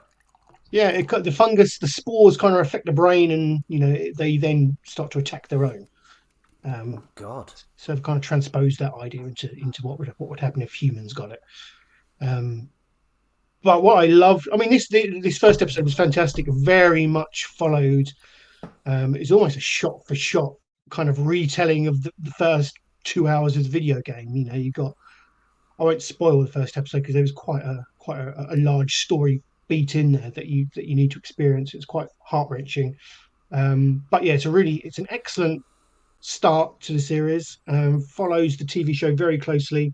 Whether it sticks to that, I don't know. I don't think you probably can. There's got to be some, there's a lot of filler in a video game, isn't there? There's a lot of, oh, here's a level where you need to collect certain things before you can move on. Yeah. You can't really do that in a TV show, but I think if they keep the general story beats and maybe kind of every so often have a shot for shot kind of retelling of the video game itself, I think it could be quite good. It's one of my favorite games of all time. It's one of my favorite game stories of all time. So I think if they do stick closely to the story, then I'll be happy, and I think it will make for a very good show. I've always heard very, very positive things about the storyline from that game. It's great. Yeah, it's often voted like the best game storyline of all time, and yeah, it's very much a story about like redemption in a way, hope, kind of how you find hope in this like terrible situation that the world finds it's in. How a man can kind of heal in a way, and find himself in such a dire kind of scenario that he finds himself in. So he starts off, and then he kind of, I can't say too much, but no spoilers on that. That's nice. He does go through a journey. He certainly does in the game, and I think that's the journey they'll reflect in the TV show. So, the only annoying thing is it's one episode per week. So, some people you may like want to that, wait though. and binge it. Yeah, I'm not. I can go either way, but I have got used to just having their on demand at the touch of a button, But yeah, it's a great show. I think go on, mate. Sorry. I was going to say, do they eat mushrooms? Is that what happens, or do animals eat the mushrooms and then the animals bite people? It hasn't been explained yet, and I can't remember in the video game if they do explain that. I don't know. There is a scene at the very start of this episode where I think it's set in the 70s, where John Hannah is in it for some reason. I don't know if that's going to be his only appearance in it, but he was there as a scientist, kind of explaining the theory behind what could potentially happen with these if these spores do invade or do infect a human being. Right. They don't outrightly say, from what I can remember, like someone was eating a full English with Charles mushrooms. Martin. That was the turning bit. They went, and do you want mushrooms with that? And everyone was like, no, don't have the mushrooms. Yeah. But I think what I would say is, for someone like yourself who hasn't played the video game, not a massive gamer, I think it's fair to say, Jimmy, forgive me. I was, I'm not anymore. Yeah. I don't think that will lessen your enjoyment. I think it is just a good story. Yeah, it will be a good story, and it's been well told so far. So, What's it on? Sky Atlantic. Yeah, I've got that. I can check that out. I will. I think Yeah, I'll talk. I'll talk to the wife, because obviously the wife's a big gamer, and she might fancy. She likes Pedro Pascal. Yeah. She's a bit zombied out, but we could give it a go. I tell you, I found an interesting fact the other day about mushrooms, Stu. Mushroom news. We are more genetically in common, humans and mushrooms, than mushrooms are with plants. No way. Yeah. Isn't that interesting? Yeah. Perhaps that's how they get us. Well, they're an interesting thing, mushrooms, aren't they? There's psychedelics. There's many you can eat. They're delicious, but they're quite a meaty thing, a mushroom, aren't they? Could mushrooms be the thing? Some of them can kill you as well. Do you think in millions of years? Yes. And do you think in millions of years mushrooms could evolve to, like Toad in Mario Brothers, as Mario Brothers predicted the future? Quite possibly. Massive, just humanoids with like bulbous mushroom heads. Yeah. Yeah. Watch out, people. The mushroom heads are coming. Do you know what? I'm completely in my comfort zone now, because we've only got 4 viewers. It's amazing. Oh dear. The Right. mushroom head people. Yeah. I was going to say something else. What was I going to say? Oh yes, when I hear Pedro Pascal, I can't help but hear Mando now. You close your eyes and it's just Mando. Yeah, It's just the way it is. yeah. He doesn't do anything in The Last of Us to kind of put on an accent. He just sounds like Mando. We had the Mando season 3 trailer come out as well, didn't we? We did, and we did consider that for our hot takes this week. But we've gone with something else. Should we transition into that? It seems like a good That seems time. like a Why good not? Why segue. not? Yeah. Well, let's do that. Let's take a look at what we've got for you in hot takes.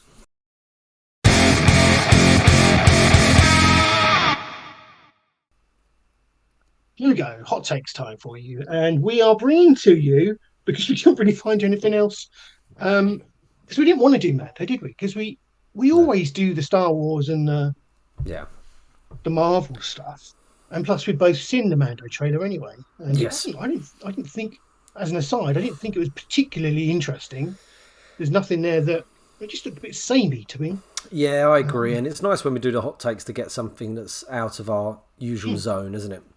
It is. And this week we've gone with Scream 6. Scream is 6. Crazy, because I didn't know there had been a Screams 4 or 5.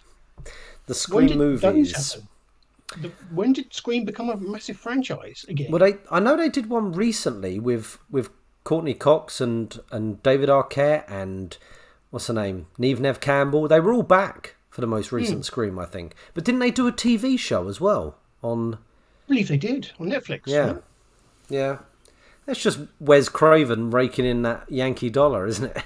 Well, why not, eh? Let's not begrudge the boy. No way. Give us I that assume he's got Saudi money. something- Have the Saudis financed this? Who knows? Who knows? They've bought us a coffee. Yeah. Right. Let's have a look. This is our hot take of the Scream 6 trailer.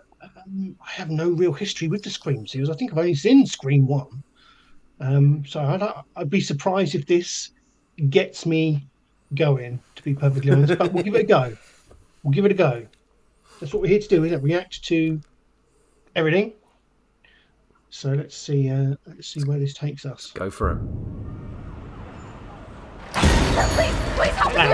Just down there. Sorry, let me just. Oh, I was enjoying it. I was really enjoying it. I don't want everything so loud tonight. We had someone in the chat just say, "Stu, it's too loud." So, oh, sorry. Right. You got a problem here, guy? Oh. Ooh. It was a Wednesday, wasn't it? Oh dear. Isn't it? What, General Ortega? Yeah. Wow, this has changed, isn't it? This doesn't look like a Scream movie. This is great. Die Hard. Look at the mask.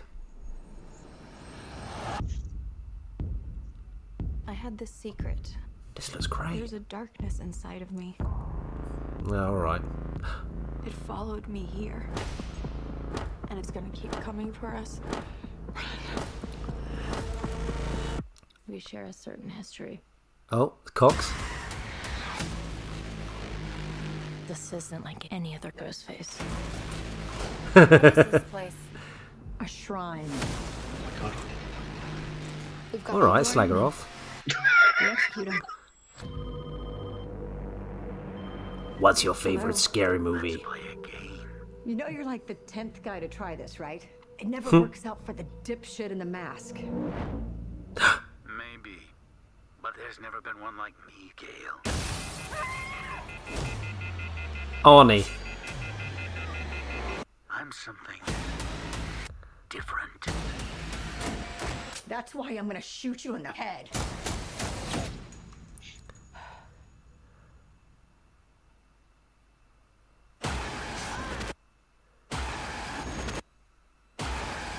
You want me.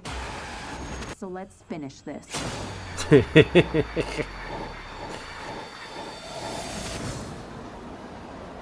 Guys? Yeah, that's quite funny. You see, there was a Freddy Krueger there as well. Yeah. And a pinhead. Yeah. Okay. I'm liking that, Stu. I'm liking this. More confident in your right. Okay, how do I sound more confident? I'm so easily sold on things. Stu, I thought that looked good. That girl seemed awful who was leading it. She had some terrible lines there. She sounded dreadful. Nice to see Cox doing some work. We think that's going to be the start of the film. You know, they traditionally they always had like a big star getting knifed at the start, didn't they? Well, she Barrymore in the first She one. popped up a few Barrymore. Not Michael. Michael Barrymore was in one of the Scream movies. Well, no, because she was in it later on saying this is a shrine, wasn't she? Who was? Courtney Cox. Was she? Yeah. So she went. This is a. Did you not watch it? What just now? No. I thought that looked really quite. It looked like a different style to the Screams I have seen. I don't know if the last one was more like that, but that looked a bit smarter. I don't know, a bit like they were trying something a bit different. Maybe I'm wrong. Am I wrong, Stu? No. I think there was something there. I don't know. It looks nice. You know, it looked nice. That's what I think. It looked like they'd spent some money on it, and you know, there was some nice actors in there, and I don't know. It looked alright. It looked like the sort of Halloween movies that have come back. It looked like that sort of, you know, in Halloween, the new Halloween movies, they've messed up the Michael Myers mask. Try saying that 4 times fast. They've messed up the Michael Myers mask, and they've done that with Ghostface. I thought that looked quite good. I'd like to watch it, but I won't. No, that's the thing, isn't it? It's probably too scary for you. So it's too scary for me. Yeah. It's like when I was a hypochondriac and I couldn't watch ER. Had loads on tape, just couldn't watch it. I don't know. The trouble is I haven't seen Screams 2 through 5, so I think I'd be a bit lost. So I don't know. It looked nice, but I think ultimately I'll probably pass. But if you're a Scream fan and invested in their franchise, go knock yourselves out. It looks like a sumptuous film. It looks a bit different. I liked the bit in the shop. Usually, your killer just pokes up in your house and stuff like that. I like the way he was out in public on the train, in a shop, just going about his daily business. That's how I like my Ghostface killer. I want to see him in a restaurant eating a meal. Going to the toilet, going for a shit. Day-to-day life. Speaking of being in the toilet, let's welcome John Zimmerman scale modelling. Have I missed out? Oh, yeah. John, you've missed out massively. But we will. No, nobody misses out on this show because you can just go back on demand and watch the show with our handy little bookmarks that we put in once it's all published on a Saturday. You can go directly to the moments that you wish. So, John, never fear. Also, any Star Wars fans out there and modelling fans, at some point we will have John Simmons Scale Modeller on the show when we can manage to get him on the toilet for a good solid 45 minutes. So maybe he's had a particularly heavy day on the McDonald's, and we'll get him on the show to talk Star Wars models and ships, spaceships. That is the contractual prerequisite, is that he does the show on the toilet. Well, there you go. I'm not moving on that either. No, me neither. That was Scream 6, Stu. There we go. Yeah, that was your hot takes for this week. Scream 6 is coming. Sorry we had to scrape the barrel this week, but blame the Hollywood studios for not releasing a good trailer for us. Well, one that piqued our interest. Blame the Hollywood studios for everything. Yeah. Wise. Hollyweird. Yeah. Let's blame Weinstein. Why not? That sounded like you were sort of sticking up for him there. Like you were sort of going, blame Weinstein again. Like we do for everything, like those people who defend Trump. Free Weinstein. No, don't. I'm going to clip that. Right, that was hot takes. Let's transition back to the usual show. And it's a shame we couldn't do the food-based Can the Past Make Us Laugh with Martin, but C'est la vie. C'est la vie. Let's transition into it with a stinger, shall we? Can the past make us laugh? Got to find out. There we go.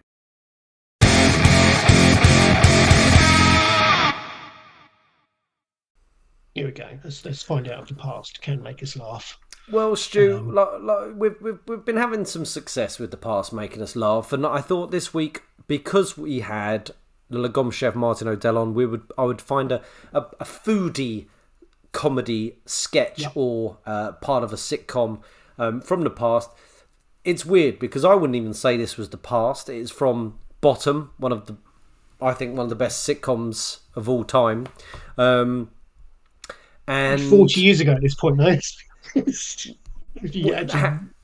Probably. It must have come out when we were at Mersey School, I reckon. Yeah. So it's got to be about 30 years old, something like that. No, 20 surely. In the teens, surely. No, it's older. It's old. Which means that we are older. That's not good. It is from the Christmas special, and as I say, it's a bit of there's a cooking vibe to it, and I thought, well, let's bring this to Stu, see if I can turn that frown upside down. Yeah, I'm already in with Richie doing his face. Let's. I love Bottom. The series. I'll clip that as well. Free Weinstein. I love Bottom. So I think this is an easy win for you, Jimmy, to be perfectly honest. But regardless, we're going to watch it. We're going to savour it. That's what we're going to do. So here we go. This is a cooking themed clip from Bottom. So enjoy. 8:30. 8:30. And all's crap. I've got to get into my kitchen. Here's a can of spray snow. You make everything look all Christmassy. I'll go and scrub my sprats. I thought you were going to do some cooking. Fair enough. Point taken.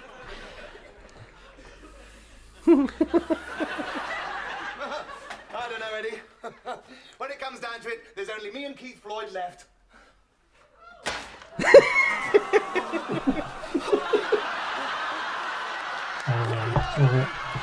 Oh, we should have had Martin on for this for sure. Yeah. Why? What have you done? It's very obvious from you. Oh, I see. Ooh. That's a bit of a nasty nick, isn't it? Why don't you call for the ambulance? Well, I haven't got anything to bloody well dial with now. Right, first aid. What's the procedure for someone who's just chopped their finger off? I think they bleed to death in half an hour. I don't want to die. What did we used to do in the Boy Scouts? No, there's no time for that now, is there? Apply a tourniquet before I lose consciousness. Okie dokie. What is a tourniquet? It's where you restrict the flow of blood around the body. Come on. Here goes. Yep, there we go. Crush into your head. Don't you worry, I'll keep it there. Look. Oh, it's working.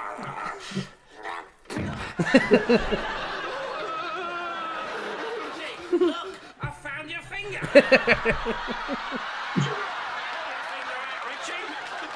This is no time for fun and games. Yes, it is. It's Christmas too. It's worked. Oh, God. Right, Eddie, get your needle out. I think you better sew it back on. Don't know. You know me and my sewing. Oh, that's true. That's true. That reminds me, I must take that dress you made me down to the charity shop. That wasn't a dress. That was a woolly hat. Was it? Never mind, because I'm a dab hand with one of these.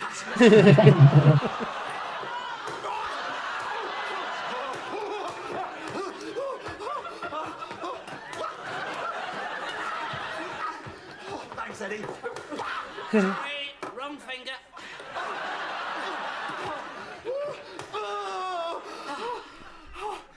It worked. Thank God. Do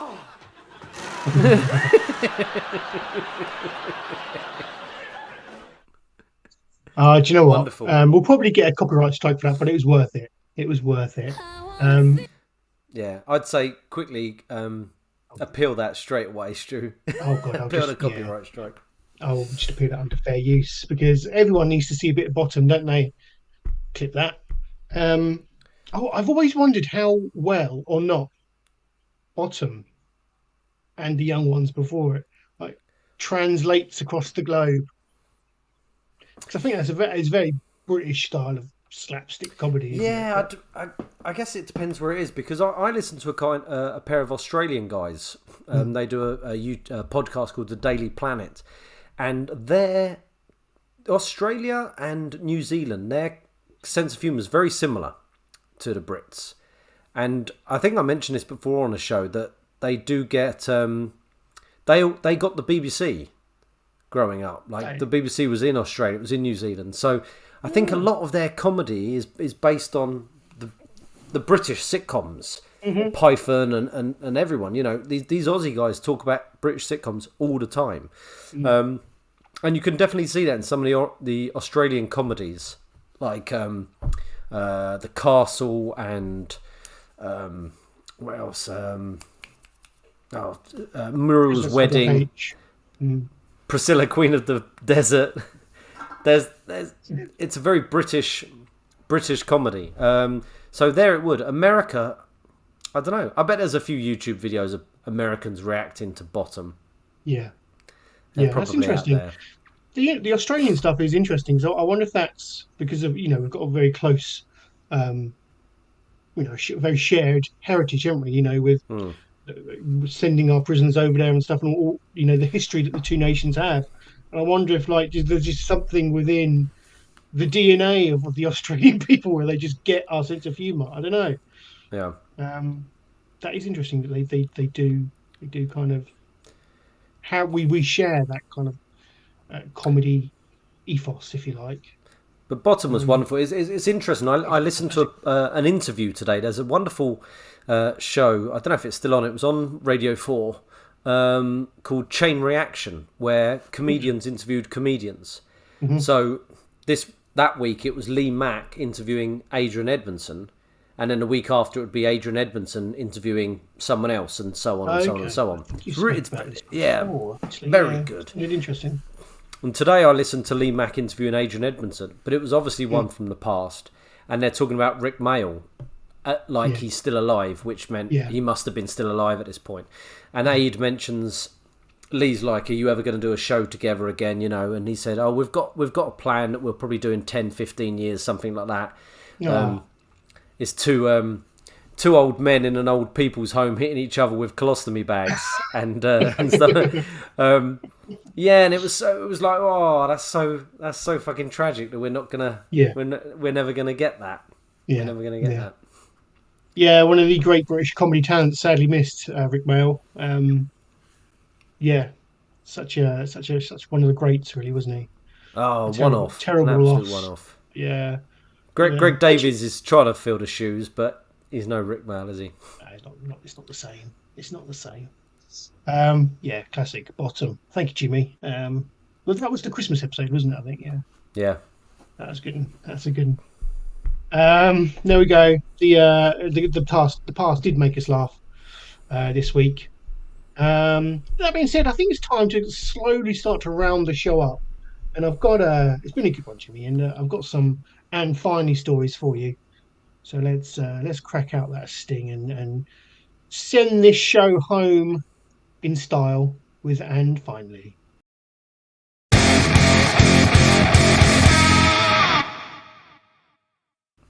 Okay, I can't. As with most weeks currently, I can't remember what my and finally stories were. So it's a wonderful way to be, though, isn't it? Yeah, it's exciting. I mean, I only did it on Wednesday, so Christ, that's what is happening to me. But there we go. Right. Well, your mind's going, Stu. You're getting old. Your mind's going, mate. Actually, I do remember this. This is a great story. Here we go. Police break into gallery to rescue unconscious woman who turned out to be an art installation. I don't know about that. There they are. Just punched at the desk.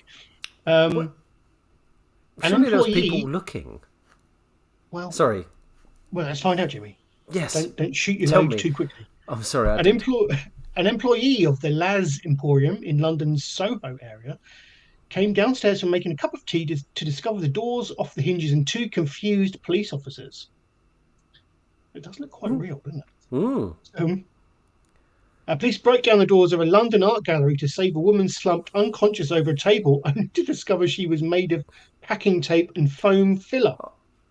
The lifeless woman they had been trying to save was in fact an art installation entitled Christina, which is on display at the London Gallery. Have you seen her? Indeed. The work was commissioned by Steve Lazaridis, whatever. Banksy's former agent and the dealer behind the Laz Emporium. Right. Mr. Lazaridis said Hannah, who was working in the gallery. Sorry, what? I was going to say that's a made-up name, innit? That's Banksy, surely. Steve Lazaridis. Hannah, who was working in the gallery that day, had just locked up and gone upstairs to make a brew. She came down to find the door off its hinges and two confused police officers. London's Metropolitan Police were responding to a call about a person in distress at the gallery on the evening of the 25th of November. Officers forced entry to the address, where they uncovered that the person was in fact a mannequin. The police spokesman told Partnet News. To be fair, if you see that walking past the what's it called, gallery, Stu, you got a bit muffled. Have I? Yeah. Testing 1 2. That's better. Testing. Sorry, perhaps I was too close. But if you walk past the gallery and see that person slumped like that, you're phoning that in, aren't you? Well, I thought it was a person. I thought it was but part of the installation. Right. Like a live. She's full of wax and not wax. She's full of foam and wire and straw, probably. I've been with many women like that. The installation features a woman wearing trainers and a yellow hoodie, slumped face forward in a bowl of soup. I've been with many women like that. Long blonde hair, concealing her face. There we go. So yeah, it's I think that's fair play to the police on that one. Yeah, they saw something, they responded. They're doing their best in a hard job, Stu. Yeah. And sure, they put their knee on someone's neck for 9 minutes occasionally and kill someone, but it's a tough job and someone's got to do it. Some casual sexual offences, it's fine. They've got a tough job. I'm so angry about that. They really need better vetting, don't they? They really do. They really do. Trouble is, the people vetting them are probably sex pests themselves. So how does it end? As part of the interview, are you a sex pest? Yes. Are you? Yeah. Okay, you're in. Here's your badge and your gun. And go on. What? And your binoculars. Perverts, the bunch of them. I just. Finally, what is this about? Yes, this is a good one. Mum reckons grease in her Domino's pizza box looks like the face of Jesus. Well, Stu, you know I'm a religious man, so I'm ready for this. Aren't we all? I think this is poor, but the article does go into explore other instances of Jesus's face being in food. So hold ye hard, but this is the first instance. I don't think this is a particularly good one. What do you think? I don't think so. More like that's Jeff Capes. Yeah. If you kind of squint, it's Hagrid, maybe? Yes. Capes, or Blessed. Yeah, I can see it, but I wouldn't say that's divine intervention. No. That's a pepperoni pizza, isn't it? It's done that. Yeah. It's getting me hungry, to be honest. Is that you, Jesus? No, it fucking isn't. She may be an atheist, but Kim Ellis reckons she is born witness to the second coming of Christ. The mama two had just finished up Domino's meat feast with her partner when she saw something strange staring back at her. She believes the leftover grease stain in the pizza box looked uncannily like the face of Jesus. Stu, what periodical is this from? This is the Metro, metro.co.uk. The Metro are taking this woman's rubbish, and that's unbelievable because she's an atheist. She doesn't think it's Jesus. Okay, what do you see in the Greece? Have your say. Jesus Christ, John Lennon, Jerry Garcia, Hagrid. See, I told you, Hagrid. Click. Oh, there we go, 40%. Yeah, you're winning. Yep. There she What's is. she seen? I don't know. Let's keep scrolling. OnlyFans star Gemma. Okay, so it then goes on to show us visages of Christ in other food items. Again, damn it, Martin isn't here for this either. But here we go. There's That's good. That's great, isn't it? Yeah. Jesus on the cross in a Satsuma? Yeah, that is Tangerine. good. Tangerine. Yeah, okay. Same thing. With a massive dong. Or is that the cross? That's the cross between his legs, isn't it? Yeah, he's not hung like an elephant. I'm thinking legs. Arms. Yes. I was thinking the leg was the other bit on the other side. But no, you're right. You're right. Oh, what we got here? What we got here? Somebody's got a bruise that looks like Jesus. I can see that. Yeah. I'd say more of a Billy Connolly in the rain. Yeah. Billy Connolly, that's a good one. Yeah, Squint in it's Connolly. That's good though. That is good. Here we have Jesus in a piece of toast. Is that mouldy bread? What is that? That's weird, isn't it? Yeah, and I'm not. That's I can see what they're saying, but it looks more like Fungus the Bogeyman. Yeah, I'm not having that one. What else we got? Oh, don't tell me that's it. That's it. Oh, was you expecting 20? I was hoping for more than 3. I'm so sorry. It could be a new the new regular section of the show. Stu, send us your Jesus in a food, please. Yeah, I like it. Well, Jimmy, that is the end of this week's show. Oh, we got through it. I was a bit nervous about doing it, but we did it, and I'm glad we did. So there we go. Yeah, no need to be interested nervous. to see Stu, you're a pro. Thank you. Let's see if we've gained any subs. Well, don't do that on the show. Let's just say to people we've gained loads, you know. Yeah. Oh, if you haven't subscribed, please do subscribe. Plenty of people have this evening. Yep. Yeah. Yeah, just lie. Let's not highlight how small we are, should we? No, don't show them how the sausage is made, Stu, as you always say. Just show them the sausage. We've been taken to the heart of the nation tonight, I think. It's fair to say. They've embraced us. They've seen what we forgot to offer. They've embraced us, and they all pissed off. You said they've seen what we forgot to offer.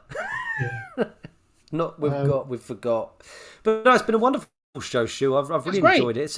It's flown by, to be honest. It has, isn't it?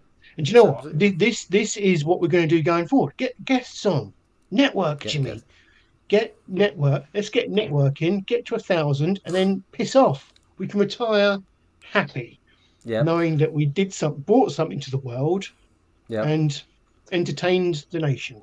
Well, as I said, next week Prince Andrew. So if anyone's interested, get on board. Come and see him in his next interview. Yeah, we should just do that. Just advertise it and just not have him on. Just say he couldn't make it. Yeah. Just keep promising him, like Partridge with Roger Moore. Hello, Alan. Are we get you off screen or someone? Get Matthew Early to come on, just do a voice of someone. Get someone who can do a good any impression really. Exactly. Yeah. It's been a good one. I've enjoyed it. Great having Martin on the show. Go check out the Lagomchef on TikTok. Great having a chat with him. We're putting the link in the description below, and obviously watch him on Sunday brunch. I will do that. Yep. What else is there to say? Let's go back to the notes, because I do have a bit of spiel here that I should probably say. Yes, thank you to those in the chat for joining me this evening. I can't really go through them all because there was so many. Too many to mention. But we should probably say thank you to Lord Doolin. Yeah. Because Lord Doolin, yes, Lord Doolin does get a special mention. I think he's been here throughout, and he's there probably at the end. I bet you it's Doolin and Holly listening to the end. Our avid friends. Thank you, thanks to them both. I'm so sorry, Holly. I didn't do your questions. We forgot to do the ask us anything, but we'll hold them over for next week. And we'll ask Prince Andrew the ask us anything question. Yeah. Thank you to you, Jimmy, for joining me as always. Thank you for having me. Audio of this podcast will be available on all your favourite podcast platforms over the weekend, so you can listen to us when you go to and from work. Happy days. Until next time. Let me cue up the end of the stream. Again, showing them how the sausage is made. Stop telling them. They think it's magic. Until next time. Thank you, Jimmy. Thank you, everyone watching. Please take care and goodbye.